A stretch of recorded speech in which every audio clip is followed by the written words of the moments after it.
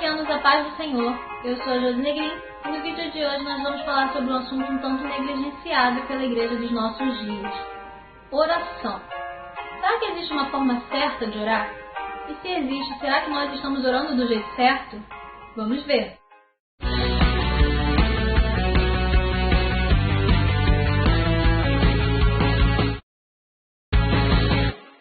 Quando nós precisamos explicar para uma criança o que é oração, normalmente nós usamos aquela famosa frase: orar é conversar com Deus. E isso está certo. Mas um dia eu estava numa escola dominical e uma menina de aproximadamente uns 7 anos me deu uma resposta um pouco diferente. Ela disse: orar é conversar com Deus porque a gente ama a Deus. E isso fez todo sentido. Porque conversar, a gente pode conversar com um estranho no ponto de ônibus.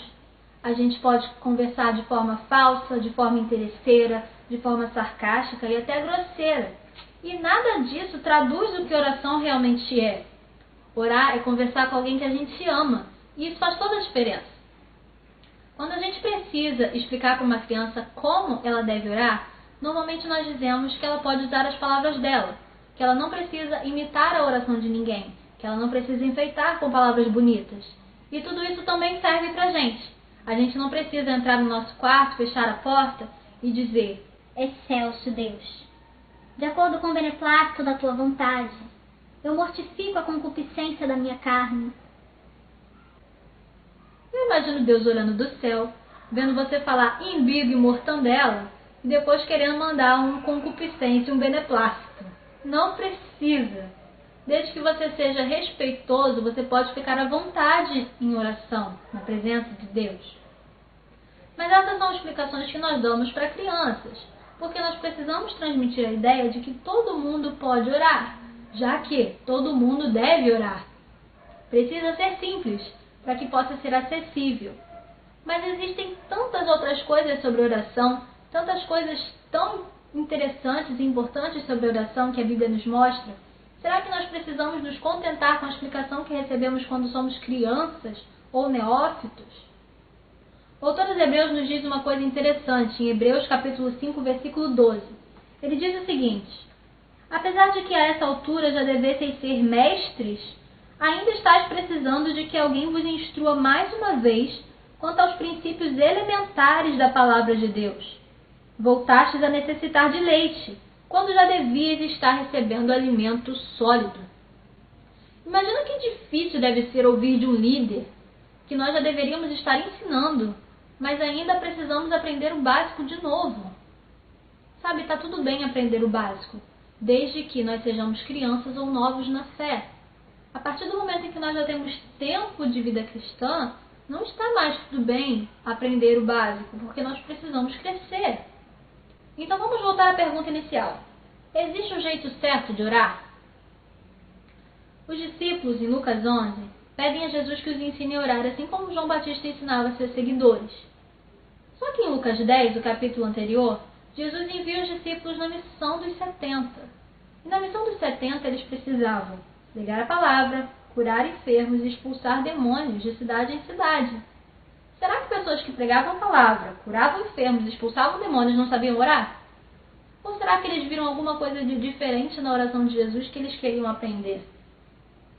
Em Tiago capítulo 4, versículo 3, a Bíblia diz: pedis e não recebeis porque pedis mal.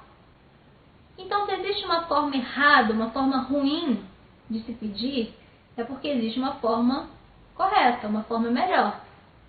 Então, a Bíblia é tão rica nesse sentido, nessa questão da oração, que existem livros inteiros só sobre a oração do Pai Nosso, que foi a oração que Jesus ensinou aos discípulos. Existem diversos tipos de oração que são relatadas na Bíblia, todas diferentes entre si. Por exemplo, a própria oração do Pai Nosso é uma oração que Mateus 6,6 nos diz como deve ser feita. Quando orares, entra no teu quarto, fecha a tua porta, e o Deus que te vê em secreto te recompensará. Então, com a oração do Pai Nosso, a gente aprende que existem orações públicas e orações privadas, que são feitas no momento de intimidade, de privacidade. Existe também a oração intercessória, que normalmente é o foco da UMAC Nacional. A intercessão não é oração. Intercessão é uma ação. Sabe quando nós somos crianças e chamamos um coleguinha para dormir na nossa casa e ele diz: fala lá com a minha mãe porque se você pedir ela deixa? Então, isso é intercessão. Advogados, por exemplo, são intercessores por natureza. Eles sempre mediam a relação entre a parte e o juiz. Jesus foi um intercessor perfeito, o grande mediador entre Deus e os homens, o único mediador entre Deus e os homens. Então, na nossa oração intercessória, nós pedimos em nome de Jesus, porque Ele é o nosso mediador, nós pedimos em nome de Jesus por uma outra pessoa. Nós levamos pedidos que não são nossos, nós levamos pedidos de nossos irmãos e de nossos amigos. Então nós estamos intercedendo, nós estamos mediando essa relação, esse pedido. Nós estamos fazendo uma ponte. Existe também a oração de concordância. Concordar não é orar. Podemos concordar com qualquer informação que a gente receba. Mas existe a oração de concordância, normalmente feita em grupo, quando uma outra pessoa dirige a oração, e então ela diz: Senhor, abençoa o irmãozinho fulano de tal. E você diz: sim, Senhor, abençoa a ele e a sua família. Você está concordando com aquela oração. Está orando, mas a sua oração está ligada à oração de uma terceira pessoa. Existe também a oração da fé, que Tiago, em seu capítulo 5, versículo 15, diz: e a oração da fé salvará o enfermo, e se tiver pecados, ser-lhe-ão perdoados. A fé, por si só, ela não é uma oração. A fé é uma convicção. Mas quando nós usamos a fé na oração, nós temos poder para curar enfermos e perdoar pecados. O próprio Jesus disse que se nós crêssemos nele, obras maiores do que as que ele fez nós poderíamos fazer. E esse foi o vídeo de hoje. Existem muitos mais assuntos pelos quais eu posso falar. Eu posso falar, por exemplo, da oração do Pai Nosso, eu posso falar dos tipos de oração, e tudo isso vocês vão ver um pouco mais pra frente.